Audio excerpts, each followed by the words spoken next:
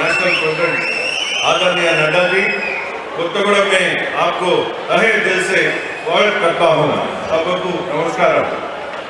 BJP मीद भक्ति, मोदी गारी मीद प्रेमतो, नड्डा गारी मीद आदरणतो उम्मడి ఖమ్మం జిల్లాలో వివిధ ప్రాంతాల నుండి ఇక్కడికి వచ్చిన అందరికీ నమస్కారములు। నేను మీ ప్రాంతం వచ్చినప్పుడు మీరు చూపించిన ఉత్సాహం, మీ దీవెనలు చూశాక ఖమ్మంలో మన కాషాయ జెండా ఎగరవేస్తామని నమ్మకం బలపడింది।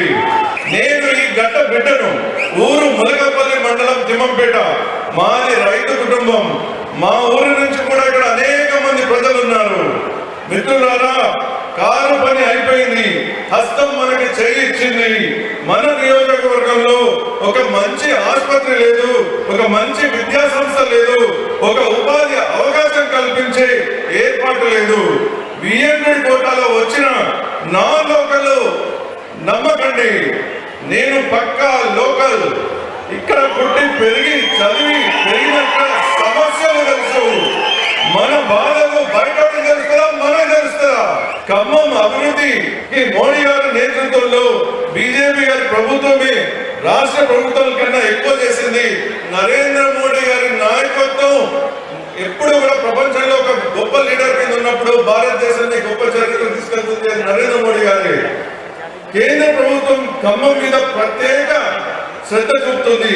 నేను ఇక్కడ నుంచి గెలిస్తే ఖమ్మం ఓవరాల్ డెవలప్మెంట్ కోసం నరేంద్ర మోడీ గారి దగ్గరికి వెళ్ళి మన సమస్యలు, మన అవకాశాలు చెప్పి నడ్డా గారి ఆశీస్సులతో, రాజ్నాథ్ సింగ్ గారి ఆశీస్సులో, నరేంద్ర మోడీ గారి ఆశీస్సులతో మన ఖమ్మం అభివృద్ధి చెందుతుంది।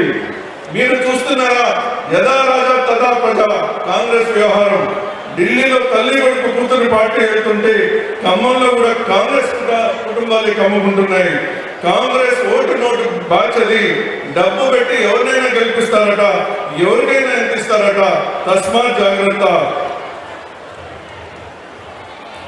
చివరిగా ఈ వేదిక నుంచి నేను విజ్ఞప్తి చేస్తుంది ఏంటంటే, ఖమ్మంలో చాలా అవకాశాలు ఉన్నాయి। మనకు సెజ్, ఐటీ పార్కులు, ఫుడ్ ప్రాసెసింగ్ యూనిట్లు, ఐఐఎంలు, ఐఐటి వంటి చాలా వచ్చే అవకాశాలు ఉన్నాయి। ఎన్ఎండిసి దగ్గర 600 ఎకరాలు ఖాళీ ఉంది।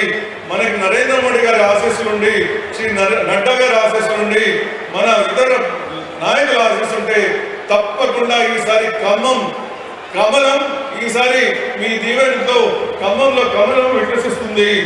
భారత్ మాతా కీ జై, జై శ్రీరామ్, జై హింద్।